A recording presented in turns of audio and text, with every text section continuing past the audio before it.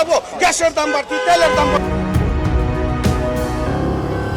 दोस्तों, बांग्लादेश एक बार फिर क्राइसिस की कगार पर पहुंच चुका है। क्राइसिस ऐसी कि लाखों लाख लोगों की एक झटके में नौकरी जाने का खतरा मंडरा रहा है। क्राइसिस ऐसी कि हजारों हजार गारमेंट फैक्ट्रीज पर ताला लगने का अलार्म बज रहा है। वो गारमेंट फैक्ट्रीज जो बांग्लादेश की इकोनॉमी का सबसे मजबूत आधार हैं। रिपोर्ट्स बता रही हैं कि 2026 के शुरुआती 6 महीनों में ही 20,000 से अधिक कामगारों यानी वर्कर्स की नौकरी जा चुकी है। इनमें से ज्यादातर वर्कर गारमेंट सेक्टर के थे। 4 दिन पहले दोस्तों, तुर्किश मीडिया TRT वर्ल्ड ने भी इस खबर को रिपोर्ट किया है और जून के बाद भी बांग्लादेश की गारमेंट फैक्ट्रीज में मास लेआउट का सिलसिला जारी है। जून में सावर की अल मुसल्लम ग्रुप ने एक साथ बिना किसी पूर्व सूचना के अपने 1868 वर्कर्स को नौकरी से निकाल दिया। हटाए गए कर्मचारियों ने विरोध प्रदर्शन किया लेकिन कोई फायदा नहीं हुआ। इसके बाद बवाल गाजीपुर की कारोनी फैशन फैक्ट्री में हुआ। वहां भी छटनी की खबर सुनकर ही बवाल मच गया। फैक्ट्री में मजदूरों ने काम ठप कर दिया था। लेकिन ऐसा नहीं है कि केवल वर्कर्स को ही हटाया जा रहा है। बांग्लादेश में तो धड़ाधड़ गारमेंट फैक्ट्रियों के शटर डाउन हो रहे हैं। फैक्ट्रियों पर ताले लग रहे हैं। जून में आई रिपोर्ट बता रही है कि पिछले 2 सालों में बांग्लादेश में 457 इंडस्ट्रियल यूनिट्स बंद हो चुकी हैं। यह आंकड़ा आज की तारीख तक न केवल बदल चुका है बल्कि बेहद भयावह हो चुका है। BTMA यानी बांग्लादेश टेक्सटाइल मिल्स एसोसिएशन ने बताया है कि उससे जुड़ी 1800 मिलों में से 900 मिलें बंद हो चुकी हैं। यानी केवल 900 मिलें ही चल रही हैं। 50% शटडाउन। गारमेंट और टेक्सटाइल इंडस्ट्रीज के बड़े बड़े ग्रुप्स इस संकट में फंसते हुए नजर आ रहे हैं। मोमिन टेक्सटाइल चोवाला इंडस्ट्रियल एरिया की सबसे बड़ी और पुरानी फैक्ट्रीज में से एक है। इसने अपनी 10 में से 7 यूनिट्स बंद कर दी।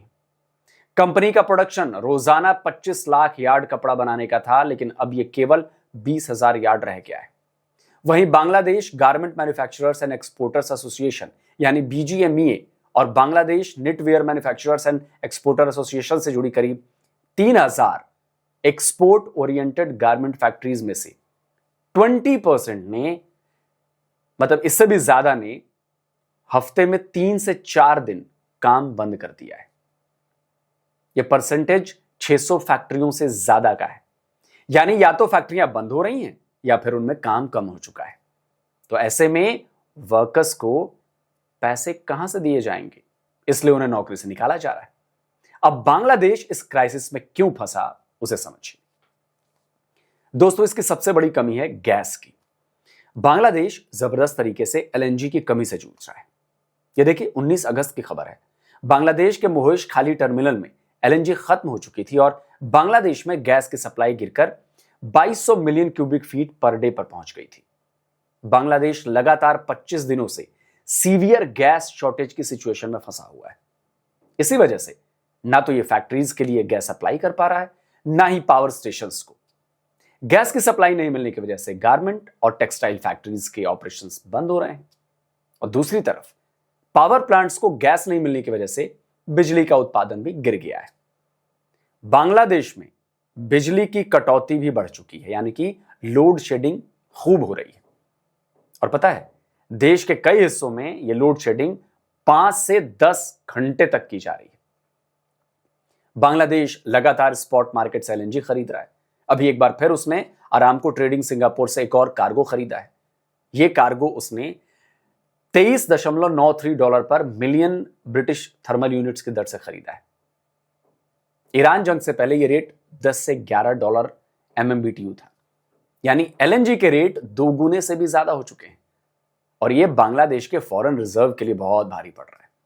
दूसरी तरफ गैस की कमी की वजह से उसकी इकोनॉमी का सबसे मजबूत आधार यानी कि गारमेंट और टेक्सटाइल सेक्टर बैठ गया है।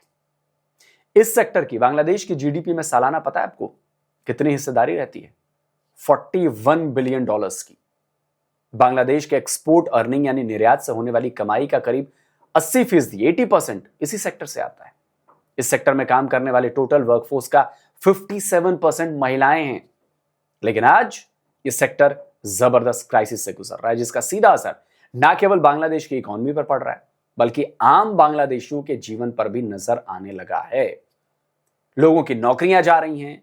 बांग्लादेश में 10% तक पहुंच चुकी यूथ अनएम्प्लॉयमेंट को लेकर चेतावनी पहले ही जारी की जा चुकी है।